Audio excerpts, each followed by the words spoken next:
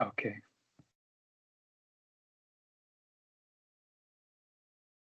Okay. Well, Peter, I'm really glad to hear that you've made a change in your practice. Tell me a little more about it. Yes, well, Bente and I, we were talking about three things the last time, which were right view, and secondly about Sati and right effort. And what I recognized is that in my practice, where right effort was missing, and I was just being aware of what I'm doing and always, or most of the time, being just aware what is going on in the present moment. But I Mhm. didn't really found a way to handle bad situations. And last time, what I've learned is that how to handle with unwholesome thoughts and bringing up wholesome thoughts, which was basically right effort we were talking about. Mhm. And yeah, And so you're getting immediate results. I think so, hopefully. Well, no, it's not hopefully and think so like in the future. You already can experience it right now. So then I would definitely say, yes, I'm making Okay. progress. That what you were actually kind of indicating was that it almost feels too good to be true. Yeah, definitely. Yeah. And yet you know it's true. You're experiencing it directly. Okay. Okay. This is exactly what we mean when the Buddha talks about it. Uh, and this little phrase that I'm about to say is so profoundly important, and that it is in many places throughout the suttas. The most famous place it is in the Dhammapada, but it is in throughout the Majjhima Nikaya. It is also in some of the very ancient literature. So this is something that has been done all along. And that is that the Buddha says that his teaching is good in the beginning, good in the middle, and good in the end, especially when it's said with the right meanings, phrasing, and timing, so that the students gets it correctly. If they get it correctly, then it really is good right from the very beginning. And so that actually then answers immediately that huge nagging question of in Western Buddhism, why do some people think that meditation is potentially dangerous? Hmm. Okay. Okay. Or why do you have actually rescue squads of people who were there to help people? And when I mean rescue squad, I'm talking about one, the volunteers at retreats. Number two, there are websites that have whole groups of psychologists who specialize in helping people get out of the mess that they've gotten into with meditation. Hmm. I All see. right. Okay. And the reason for that is because it's so oftenly practiced the way that you had practicing before, in the sense of noting and to noticing or being aware, having choiceless awareness, and just living in the mess that we've made, Yeah. as if Being wrapped up. Yeah. right, as if living in the mess that we've made is going to clean up the mess.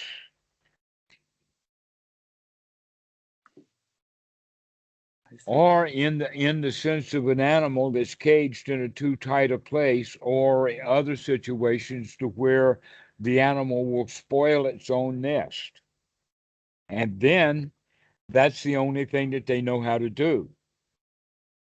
And so this is what humans do on at least a mental level. It's interesting that we talk about hygiene and physical hygiene, and they even talk about mental hygiene, and they don't really understand that what mental hygiene is all about: taking a bath, taking a mental bath. That's, in fact, taking a bath is 90% of all physical hygiene. If you've got a dirty body, it's going to get sick. And in fact, they know that exactly that was the cause of leprosy, is not washing. Hmm. Okay. And so we live in a very clean environment now to where we wash, not just wash our bodies, but we wash our clothes, we wash our cars, we just wash and wash. But 500 years ago, especially in cold climates. They thought that it was somehow unhealthy to have a bath. Okay. I Okay. didn't know that. That was especially true of sailors. If you're a sailor and you have a choice of either taking a saltwater bath or no bath at all, generally the no bath at all is the better. Yeah. That in fact, if you've ever been swimming in the ocean, what's the first thing you do after you get out of the ocean? You just had a bath in the ocean. What's the first thing you do? You take a bath in Yeah, fresh definitely. water. You get under the shower and you get all Yeah. that salt off. Yeah. Okay, Sure. so in this regard, we're talking about that the very first thing we do in Buddhism is take a mental bath. We take a bath. And that we figure out that that's actually the most important thing that there is to do is to keep the mind clean, to take the bath, which means to take the unwholesome thoughts out. Um, there's something that can be put together. Uh, in one place, I saw on Reddit that there was a group that was asking a question, and the question is, what is something that is really dangerous, but that people do not perceive it as danger? Okay. And Yeah. so the answer to that obviously is unwholesome thoughts because people think that Mm. my thoughts are my thoughts and they're okay. Mm. That I in see. fact, uh, there's a group of or a pair of stage magicians, Penn and Teller, Hmm. that's very famous. And Penn has said, in the sense of free speech and actions, that he thinks that it doesn't matter what he thinks, so long as he doesn't behave and he doesn't act, he's okay. Hmm. Now, that goes exactly along with the old Brahmin system that said that action is like carving into stone. Hmm. That if you commit an act, if you hurt somebody, if you break their arm or something like that, that's really strong things to do. To Hmm. where wrong speech then would be like writing in the sand. Mm. That can be protected, but more than likely it'll fade away. To where wrong thought is like writing in the air or writing on the water. I In other see. words, Yeah. it doesn't have much value. Hmm. And the Buddha says exactly backwards. And that is that the mind is the forerunner. The Hmm. mind controls everything. Yeah. We just don't realize that. And so Ah. if we have a spark of a bad thought about someone and set something in motion, we can actually, just a spark can wind up getting someone killed. Okay. An example of that is that when the cop stops you, if you show him even a spark of anger, that's going to escalate to the point you got to get Yeah. shot. Okay. Yeah. All right. So, but the anger that you would distribute to a cop would already be anger that you built up in the mind. You're already pissed at him just before he even told you to roll down the window. Yeah. Definitely. Yeah. Okay. So, this is the reason why uh, beginning to work from the very beginning in meditation is the very first and really most important thing that's to be done is to bring our mind out of unwholesome states into wholesome states, Yeah. which would be another way of thinking is coming out of the kinds of thoughts that can possibly lead to dukkha. All right.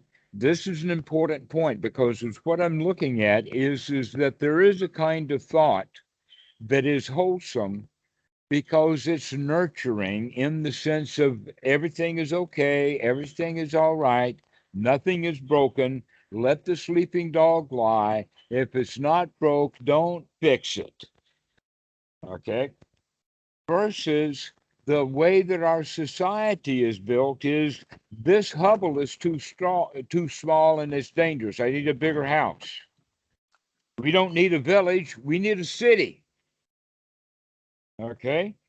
We don't need to yell at each other. We need telephones, first the crank kind, and then the push button kind, and now the cell phones, but it's Yeah. always more and better because we can compare. I like this, but I like this better. And Yeah. because I like this better, I don't like this so much. Okay, this is a comparative mind, which we could also use labels like a judgmental mind, but a better way of looking at it is by using it in the sense of a critical mind, that we think critically. Yeah. Well, now you know where the word critical comes from. You know what critic means. And you Ah. know that the same word is to criticize. All right. That in fact, if you're going to say that building is tall, you have to compare it to something that's not. Okay, and so this is where the idea of criticism is that drawing boundaries, making distinctions, Mm. and liking this and not liking that, and making these boundaries and distinctions ignorantly. And now we have a classic definition of the second noble truth: wanting things or wanting to get rid of things that is based upon a feeling that we're ignorant of. And that ignorant feeling is, I like it. And I like it means I want it. And if I like it and want it, that makes it good. And if I don't like it and I'm Mm. trying to get rid of it, that means I think it's evil. And there's the birth of good and evil based upon what we like and don't like, rather than out of wisdom about making sure under investigation that this is in fact right and this is in fact not right. I have a question to that. Yes. Uh-huh. During my during our last or during the time to our last talk, I had many situations which were very stressful. And is it the right way to handle it like this, that you recognize that there's stress and that you put up something wholesome like relax or putting up metta or something else? Certainly. Yeah. So this was the way I handled very or many situations during the last time, Well, and what I that found just it. means is that you find many opportunities to stress yourself out. And now Yeah. you're beginning to notice that you're stressing yourself out, and you've got a new tool that you can unstress yourself. Yeah. Congratulations. Yeah. This is a new skill that you're developing right here and now that you're taking great benefit from. Yeah. But if you were only noting the stress, Yeah. then you're just going to see a lot of stress. Yeah. I But now found you're that that seeing a was, lot of success. yeah, definitely. I found that this was the essence of our last talk. So it was very helpful, definitely. Well, this is the essence of the teaching of the Buddha, Yeah. is that we have these judgmental thoughts, these Mm. critical thoughts. We criticize ourselves. And in fact, that's how you got yourself stressed out, put yourself into stress, is by criticizing things. Mm. And Yeah. how you get yourself out of stress is by coming out of the stressing criticism into the wholesome, nurturing thoughts. Yeah. And you could have been doing that all along if you'd only realized that that was the big problem. And Yeah. you thought that the stress was coming from the situation. Yeah.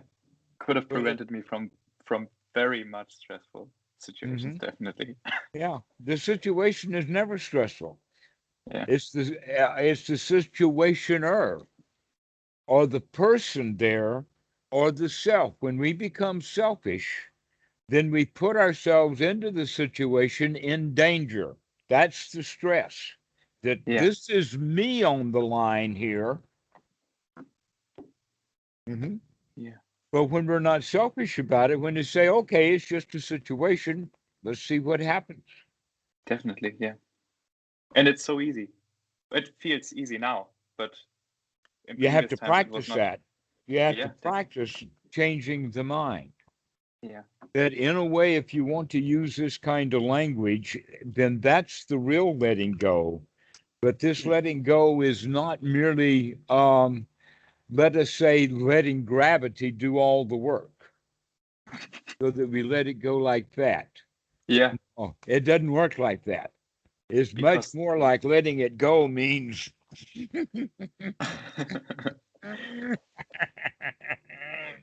yeah, get out.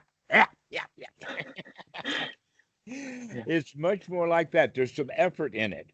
Why yeah, is there effort in it? Is because really what's going on is that we were clinging and holding to it because we thought that there was some advantage to that, that there is, in fact, gratification. We only have the idea of wanting to let it go once we begin to see the danger in it. When we begin to see the dukkha, only then are we willing to let it go, but there's still resistance built in.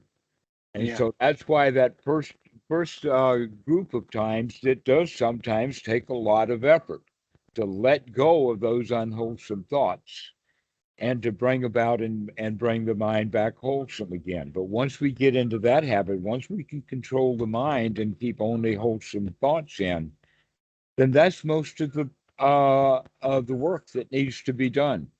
yeah, That's why the Buddha talks about it in so many sutras. Gosh, I can name you so many that has in various different ways. For instance, in the sutta about the Eightfold Noble Path, he talks about one's right effort in the sense of one's right effort is to change our view from unwholesome to wholesome view and to change our thoughts from unwholesome to wholesome thoughts.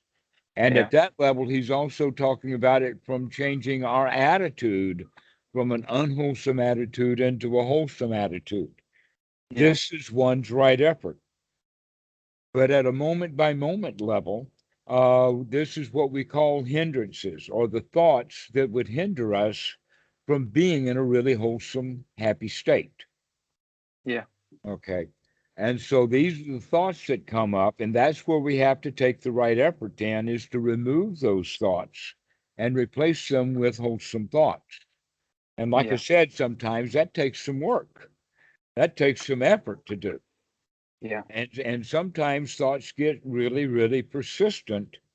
And it feels kind of like a challenge to where, in fact, it's not that they're persistent and it's not so much of a challenge. The real issue is that they come back again mm, because we invited them back because we like them again. yeah, But we do that ignorantly. So now we're waking up. So when we wake up to the fact that here that old thought is back again, I can say, aha, I caught you again. yeah, There you are again. And so we begin more and more to congratulate ourselves for the fact that we can wake up. In the very beginning, many meditators, especially at the Goenka retreat, and Goenka will say, watch your breath. And then he'll say, if the mind wanders away from the breath, never mind, start again. And that phrase has become very, very famous. Never mind, start again. And why? Because no, people don't do that. They do mind. They mind very much that the mind mm, has wandered away. They don't like it a bit. And they start screaming monkey mind and they start saying meditation is hard, yeah, right? So that just fits in with our old style. But when we recognize, oh no, this is time to congratulate ourselves. This is really the time to never mind, start again, to drop the fact that the mind has wandered away from the breath into hindrances. We can come back again and put only wholesome thoughts in the mind. yeah, Over and over and over again, we do this and we gladden the mind and say, hot dog, I can do this, and hot dog, I can do that. And this is what then builds in the fourth ingredient. In the Eightfold Noble Path, last time we talked about right view, remembering, and right effort. Once we start doing that, we begin to build on it. And these things run and circle around each other so that one's right effort increases our right view, and our right view and our right effort helps yeah, build up the sati. And so we remember better, and it gets the ball rolling. And when we get this tricycle going, Now we add a fourth wheel to it. Yeah. And that fourth wheel then is the Sama Sankappa. And that means now that we're adding right attitude. And the attitude is the attitude of can do this, the attitude of the winner, the attitude of success. Okay. Why? Because we've already gotten the thing rolling. We know it works. But we're going to kick it into high gear is another way of saying it is because we're going to add this can do attitude to it. Hot dog, we can do this. So that then we come to the position, hey, it doesn't matter how much that mind gets clouded up with hindrances or how Mm. long I let it. As soon as I remember, I can pop that stuff right out of the mind and I can come right into the present moment. Yeah. That's an important point.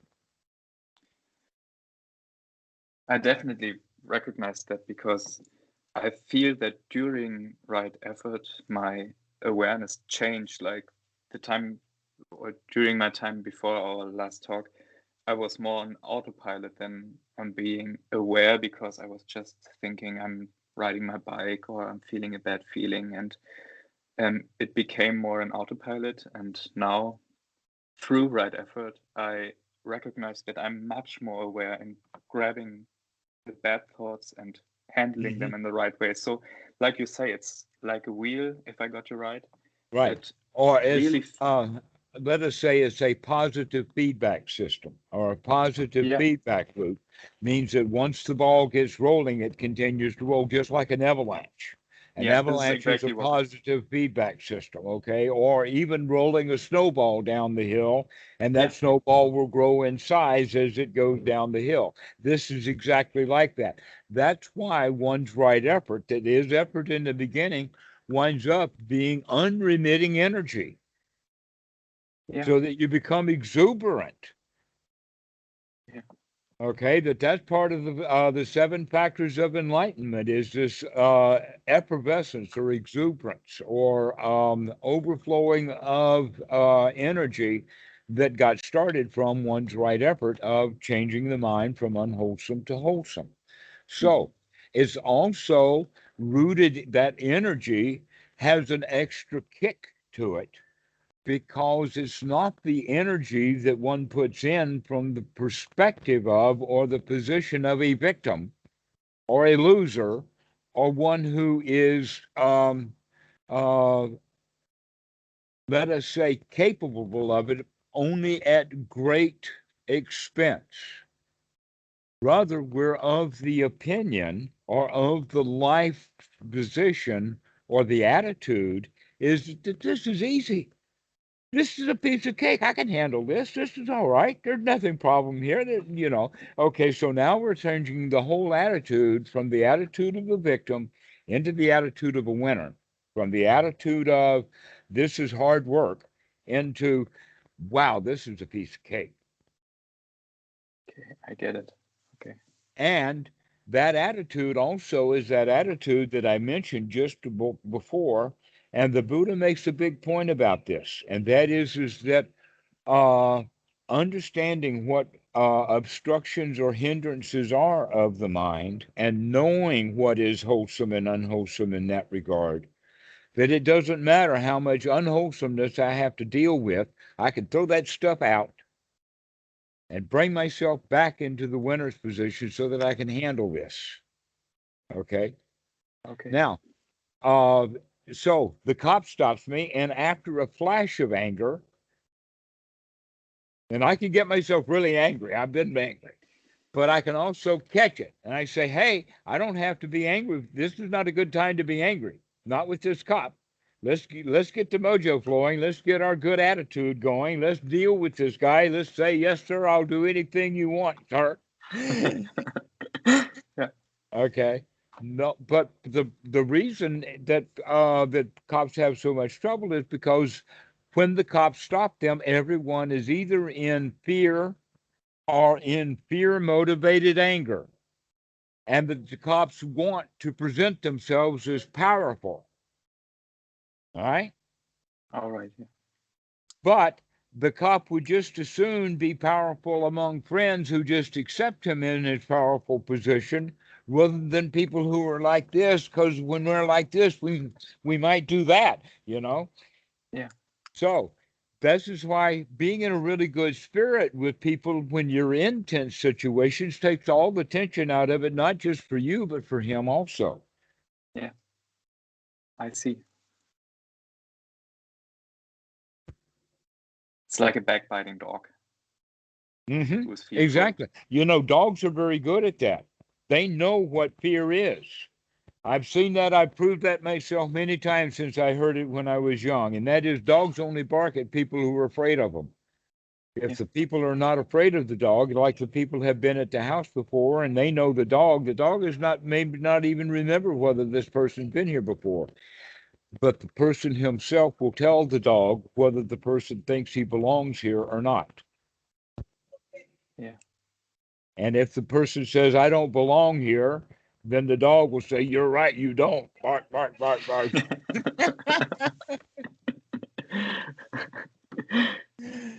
And yet, some people who are around dogs and know dogs about this, they put their hand out and they say, hi, dog. And the dog says, hi back.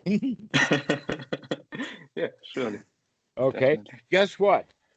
In that regard, not taking the analogy too far, but that same situation is with the cops too. Yeah. If you're very friendly with them, they'll be friendly back. If you act afraid of them, they're going to bark at you. Yeah. All right. So, what we're saying here is that we do create our own reality. In that regard, we create our own reality all the time. So, if you go around creating for yourself on a moment by moment, wholesome, happy, safe reality, then your reality will be safe and happy. Yeah.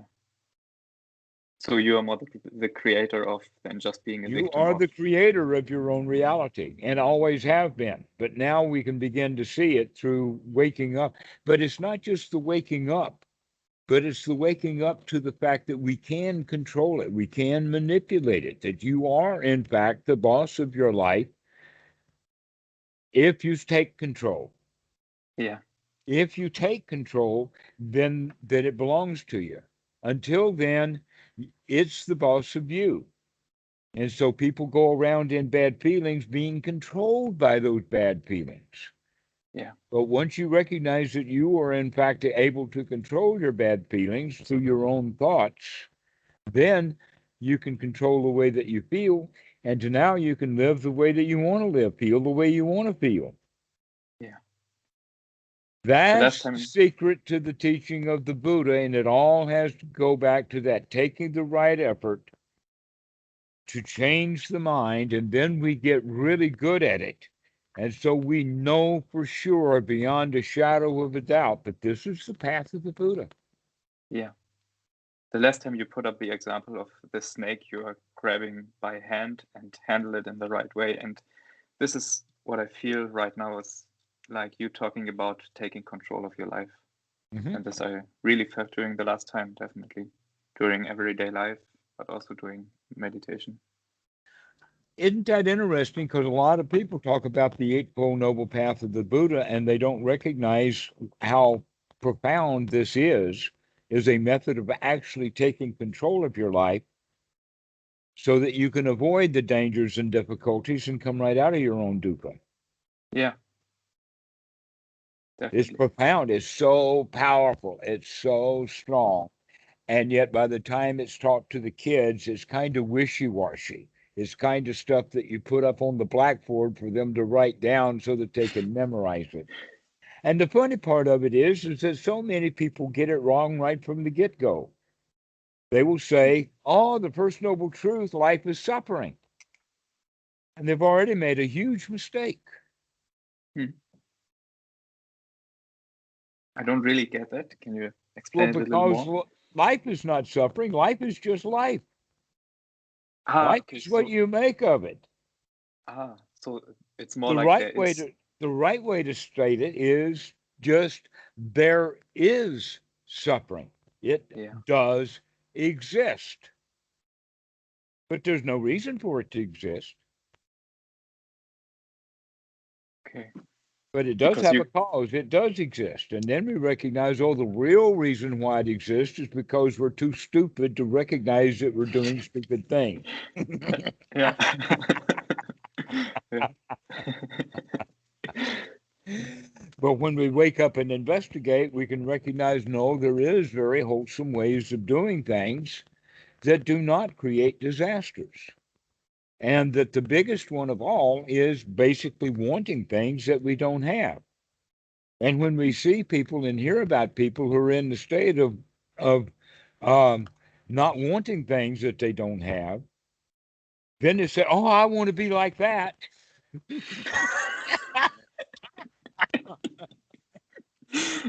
Let me do some meditation so I can become enlightened too. yeah. Surely. Yeah. And so off they go into a practice of enlightenment that's built upon greed, Yeah. missing the second noble truth completely. Mhm. This is why we have to teach it in just a certain way, so that people begin to see that what is suffering is things that we make in the mind, having unwholesome thoughts like wanting something that we don't have. But a more wholesome thought would be, you've already got what you need. You're okay. Everything is fine. Okay. Yeah. Isn't that interesting? It's just a matter of the way that we talk to ourselves based upon the attitude.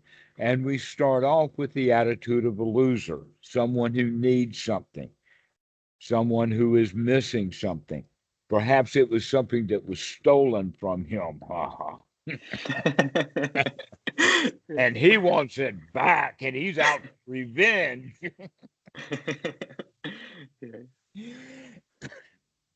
And somehow we get the idea that because some government or some priest or some religion or some teachers or some adults are in a position of authority, it's them.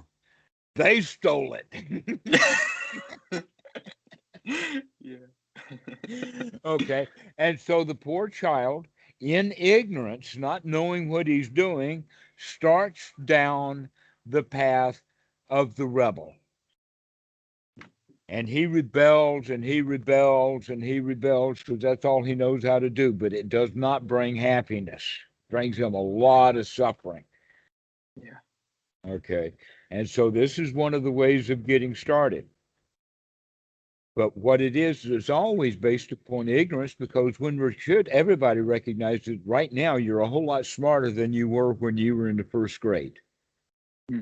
Have Definitely. you ever had the idea, wow, if I knew what I knew now and went back to the first grade, hot dog, what a good student I would be? Yeah. Surely. Yeah. Well, guess what? The first graders are going to gang up on you. You better watch out. You don't belong there.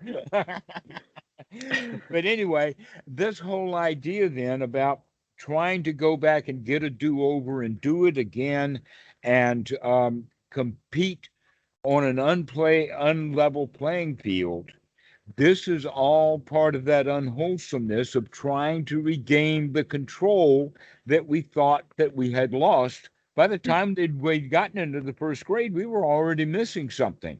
And we thought everybody else had it except for me. And so kids grow up wanting to be somebody else at a different age than they are, looking differently. The boys want to be a girl and they don't want to tell anybody. And the girls want to be a boy and they don't want to tell anybody.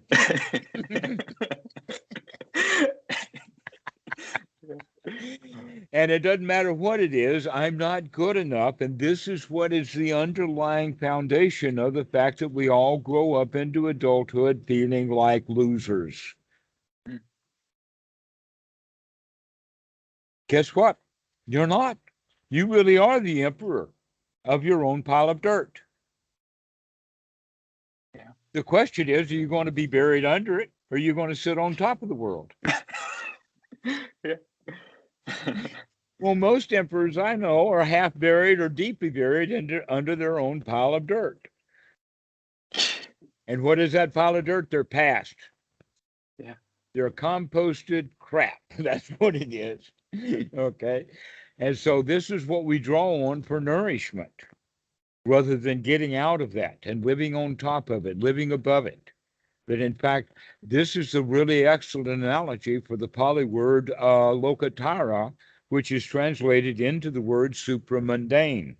Mm, okay, Ajahn I Ko see. really loves that word, supramundane. And it literally is getting out of it. So this is being in the world, and this is being above the world. Yeah, Hmm. Getting on top of it, saying, aha, I see what that is.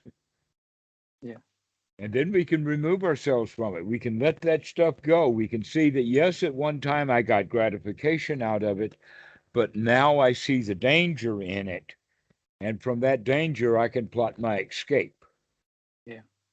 So, in a way, you could think of this whole teaching then as also a cost benefit analysis. What's the benefit and what's the cost?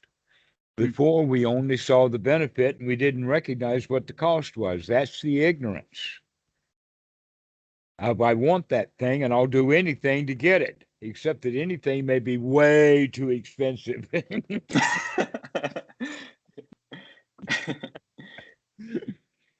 I have a question, Bante. Hmm. Well, also my meditation practice changed during our last teaching, and what I found out is that I got a very pleasant feeling in the body, like my body felt very light, and Hmm. I had a very great feeling. What Oxygen would will be do that for you. what would be the next step? Is it Enjoy. just enjoy? Yeah. Pump yourself up and get some air in there and get things going. Um, and enjoy, but now the enjoyment is to enjoy the experience of it. And what I mean by that is now is the time when real noting begins. Mm, okay. Okay. Except that now the only thing there is to note are wholesome things. Mm. Which is Okay. the feeling, or what is it exactly then? Is it the feeling A then, or? whole bunch of stuff. The Buddha's got quite a long list, in fact.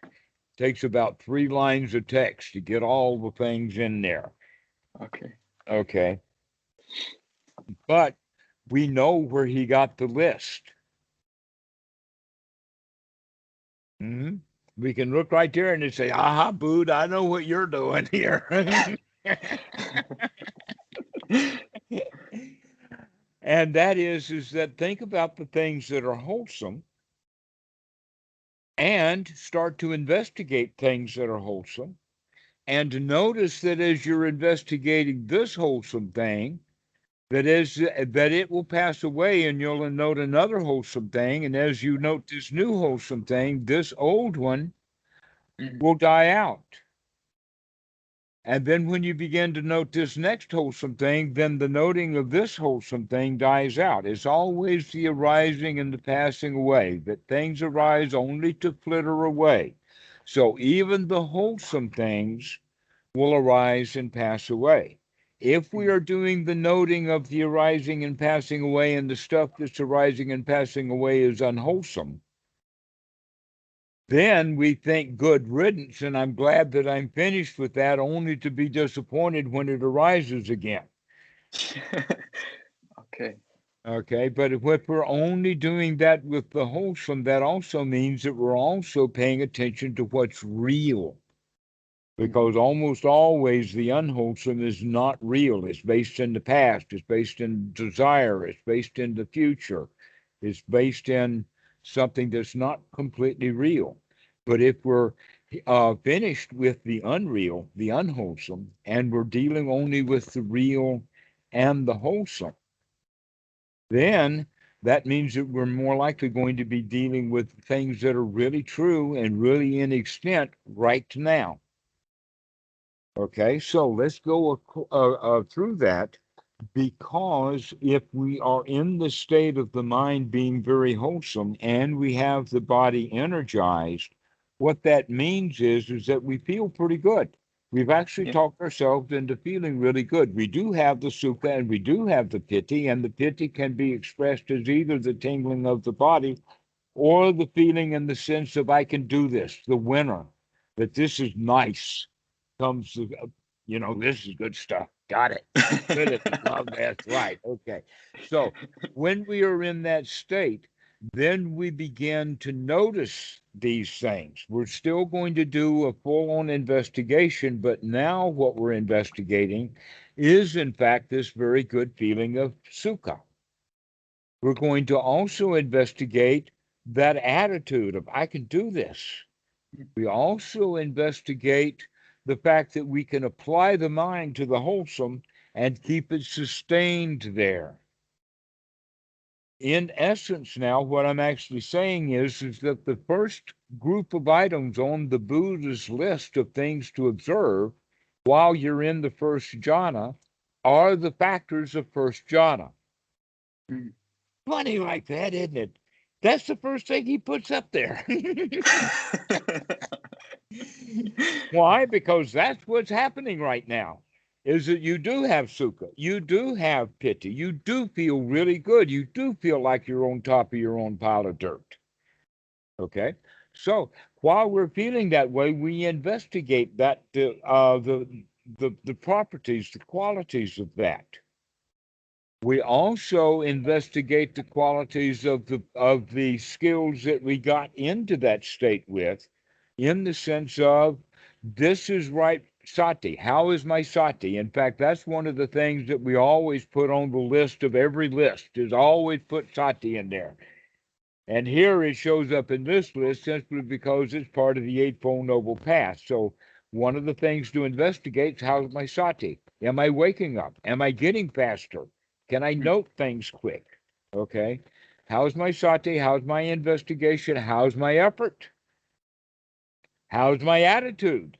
So we're going right back into the qualities of the first jhana, is also the qualities of the skills that were developed with the Eightfold Noble Path.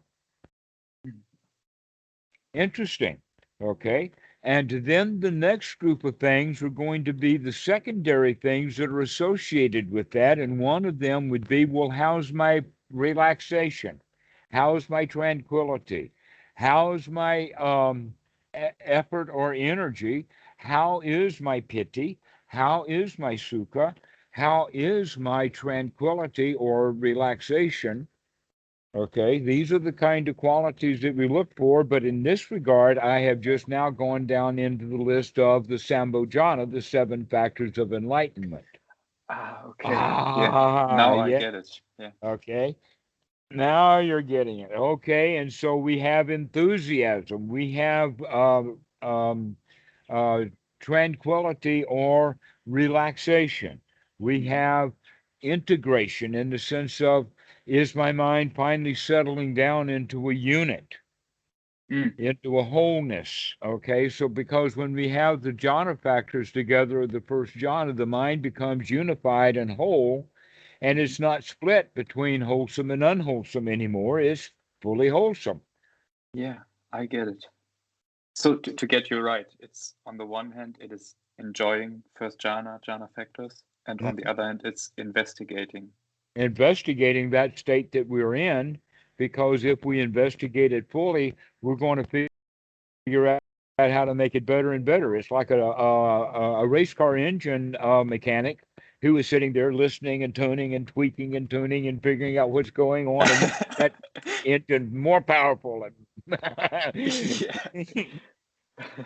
Yes, this is how we do it. Is and by doing that, this is the right way to go right into then some other deeper things, and that would be the actual components of the mind itself, in the sense of investigating not just the piti and the sukha and the tranquility, but we go a little deeper into the nature of those feelings, Mhm. down to how feelings contact us, and how perception guides that contact. Okay. Now, at this level, we're talking about the levels of Paticca Samuppada, the actual how the processes of how the mind works. but we don't go to the second half of Paticca Samuppada, which we'll talk about later, the Hmm. whole show. But we're not going to go then from Vedana into Tanha, Upadana, uh, Bhava, Jati, and Dukkha. Why? Well, Tanha and Upadana are grasping, clinging, rebirth, reborn into the woeful states of dukkha. Why? Because we've got only wholesome thoughts going here, bub. We're not going off into that direction. We're staying in the wholesome. So those are things, that part of the Paticca Samuppada we're going to interrupt, because now we do have wisdom at that point of contact. We actually see how things begin to contact us. And with that, that's the door into understanding perception and how perception and consciousness work together. And all of this can be figured out by simply watching how the mind is working. How does those Mm. thoughts arise? What is going on in there? Ah, okay. But we can't do it when the mind is crowded with hindrances. We'll grab hold Therefore, of some thought and off we go with it. yeah. So Okay? this is also part of investigation during Mhm. first jhana, because this is the point where you can see clearly. Where you can see clearly. Right. So now that we can see clearly, let's go look. Yeah, okay, Let's go I take a get it. peek. Now we've gotten ready to look. So that's the difference, is that in most of the techniques, they say, go look for it. Tally ho, the fox, go get it. All right. Buddha says, wait a minute. Why don't we get a saddle on the horse and get the dogs collected together and get in some nice clothing and let's make a sport out of this. And Yeah. then when we're ready to go, now we'll go get the fox. Okay. We got to get ourselves all dressed up for this show, which means we got to clean out all the junk and all the unwholesome and all the dangers and fears and anxieties and get the mind in really good shape, tip top shape. And then we can go off on that fox hunt. Yeah. And is first jhana the best place to do it? That's what the Buddha says, and that's what it seems to be. Okay. Now, I will add this caveat, and that is that as you get very, very skilled in this first jhana, there will be other doors open. But Mm. another way of talking about it is in a physical reality. How can you get one note out of a violin? Of a what? Out of a violin, a fiddle. Oh, I don't know what. Ah, You know, okay. Yeah. And violin. Yeah, how to how do get you one get one out of note that? out of a violin? Okay. The way that you get a note out of the violin is number one, you've got to have a violin. Yeah. That is definitely Okay. right. Yeah. And number two, you have to have one string on that violin. So let's think of first jhana like that. Is the first thing we got to do with first jhana is get a violin. We got to get a fiddle. If we're going to fiddle with something, we got to have a fiddle. Okay. That's Mhm. most of the work. That means that we've got to get all the non-fiddle out of it, so that there's only fiddle left, fit as a fiddle, so they speak. Okay, and so that means that once we get the instrument built, so that we can play one note, adding the extra three strings is quite easy.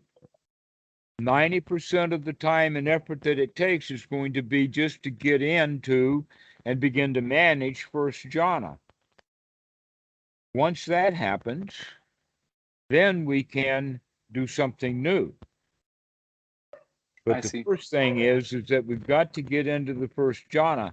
And basically, the Buddha talks about it in the sense of that once we have the thoughts all in a row, one wholesome thought after another wholesome thought after another wholesome thought, that's like the cowherd getting his cows into a pasture where they're doing wholesome things, so that he does not have to stand there with a stick to guard them. He can go sit down under a tree.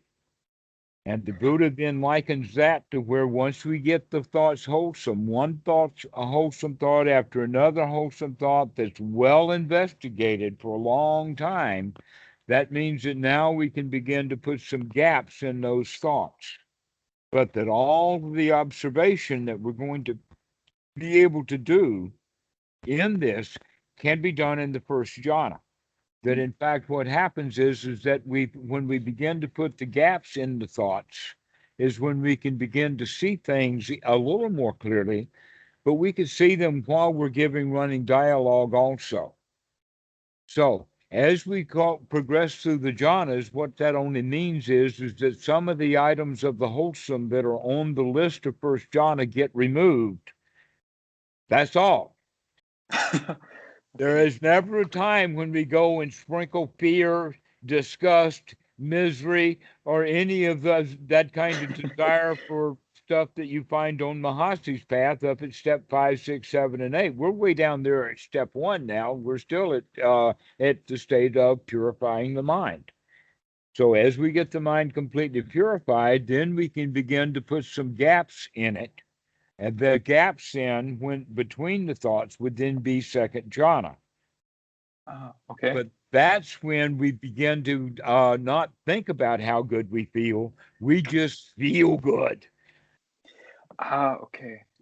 Okay. So the thinking of the feeling is that vitaka vichara and second jhana is without that. Is that right? Or Exactly. ah, Uh-huh. okay, I So see. thinking our way into feeling, and then we Yeah. begin to put some space in those thoughts so that we begin to experience just the feeling itself. And pretty soon we're left with nothing but the feelings themselves with no thoughts much. Okay. And if I got you right, this is the right point to just note. And always just noting of what's there and what's not there. But in second jhana, we do live off the applied and sustained thinking. Yeah. Okay. But there is still the piti and the sukha of the second jhana. And that in the second jhana, after the mind is completely still and we are, um, let us say, so exhilarated and so euphoric and so happy, we realize that that euphoria is a little bit of work. And so going into the third jhana is just letting that euphoria melt into a really easy, happy, comfortable state. And sometimes that happens really quickly for people. Like I said, that second and third string can come in really easily once we get the foundation of the first jhana. That Okay. people, in fact, will float in and out of first and second and third. It actually begins to, when you start recognizing them, that's how you can classify them. Of, oh, this is definitely third jhana. Oh, this is definitely second jhana. Uh, Okay. And so mm, that's how you begin to notice it. But it's all in the sense of there's still only a few things to note, like enthusiasm, mm, tranquility, mm. relaxation. These are the things that are left, and also the actual functioning of the mind. Consciousness and perception is still there. Only now you've gotten so much of the other cleared out of the way that you can actually more easily see the consciousness in the higher jhanas.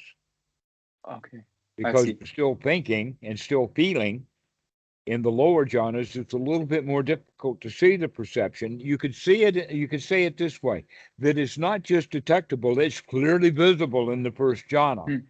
But in the fourth jhana, it'll come beat you up. It'll slap your face.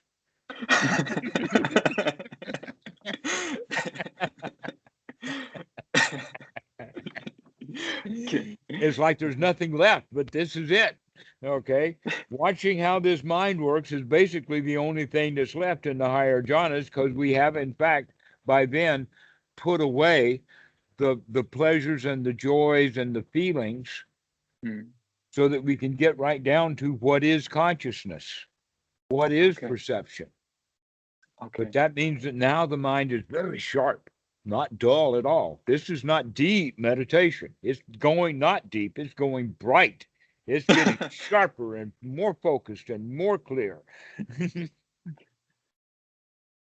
So the And also more investigations. subtle because it's almost like this. Here's a good analogy: Uh-huh.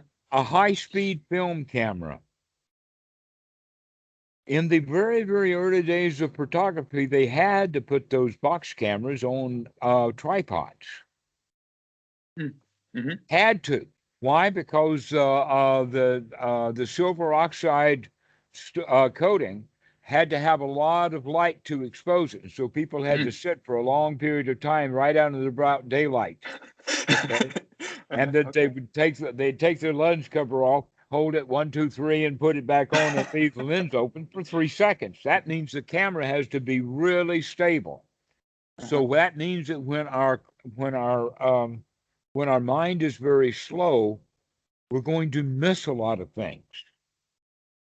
But now, modern cameras, we have really high speed film. We can do things really quickly with film, so that now what used to take 3 seconds exposure, they could do that in, 400 film, 1600, you know. Okay. Right. So this is the quality of Sati. Start investigating. How quick am I? How's my Yeah. response time? How long does that thought recur before I caught you? I can Yeah. see what's going on. And so this is part of the process, that these are the skills that we develop in the first jhana, that if we go from the first jhana to the fourth jhana, for most people, once they get there, they don't know what to do. They don't have the skills developed. But this Mhm. is, in fact, what happens with all the jhana dudes. It happened to students of the Buddha, and it happened to the Buddha too. Mhm. The Buddha recognized, oh no, it's the first jhana is the path to enlightenment. That's where all of the work is done. Okay, Okay. getting So the first. into and developing the first jhana, that's the one that requires all the skills. Once you fully develop the first jhana and do all the work that you need to do in the first jhana, the other jhanas will be quite natural. They fall into place. Okay. But if you struggle and gain them very quickly, you won't know what to do with them when you got them. I see. All right. But when we develop correctly, that means that we know exactly what to do because we've been doing all of that stuff in first jhana. Now the list is just getting shorter and shorter, which means now we spend more and more time, our mind moments, on perception itself until we really understand it and the connections therein. And this is what those higher jhanas are all about, is what you can do when your mind is really sharp, really focused. Okay. So Not to. concentrated, by the way. just just sharp, fast, able to see Fast. what's happening at the mind at a very subtle, very quick level. Yeah. Hmm. Okay. I see. Like the time that it takes from the time of looking at a tree to the time of saying or even thinking that I see a tree. That's the time frame that we're looking at. And all of that took what? 3 or 4 tenths of a second at most. Yeah. Yeah. That's why we have to get really fast, is to be able to see that stuff. But in the beginning, because the mind is wholesome, we can see the things more lingering, but we can still see them arising and passing away and arising and passing away, and begin to see everything in that arising and passing away motion. So now you can begin to see those same waves in consciousness itself, arising and passing away, and perception arising and passing away. Only it takes me 10,000 times as long to say that as it does for it to actually occur. Is Right? this also a way to understand impermanence? This is impermanence. You're seeing it directly now. Okay. That's what this is all about, is to actually see, but it's not the event that's Hmm. impermanent, it's the mind. Ah, yeah. Okay. It's the mind, it's the observer that's coming and going and coming and Hmm. going. Every time we take a different object, and we're going to be taking a whole bunch of objects, but all of them in this case is wholesome, as opposed to the Mahasi method, which is anything that come up. No, and we've got a short list here. Yeah, About 15 definitely. or 20 items on that list, but we've already gone over the gist of it. Yeah. Okay. So I really And feel like, yeah. okay, so even though we are progressing in the jhanas, all that means is that there is less to look at and more time to look at it. Hmm. But we can see perception, we can see consciousness, we can see Vedana, we can see how that Vedana and the perception contacts us to give us these feelings. right there in First Jhana. We can see how the mind works. And this is right, not just because I say so, this is the Buddha's list. Mm-hmm. And So so right. this is what we mean by the noting, Dan, is we have to get ourselves into really, really nice state that we call the first jhana. And to Mm-hmm. now we're only going to note what's there, and everything that we note is wholesome.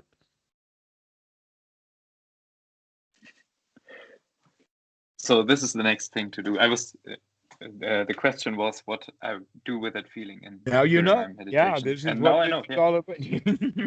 definitely. Yeah, definitely. Okay, Peter, we'll finish this call off now, and you go play with this. Yeah. Don't think Thank of you this very as much. work to do. This is a new toy to play with, your own mind. Yeah. I'll give you feedback in some time. Okay. Well, Yeah. we'll see you. I'm happy to see you again, Bante. Thank you Yeah. very much. Bye bye. Bye bye.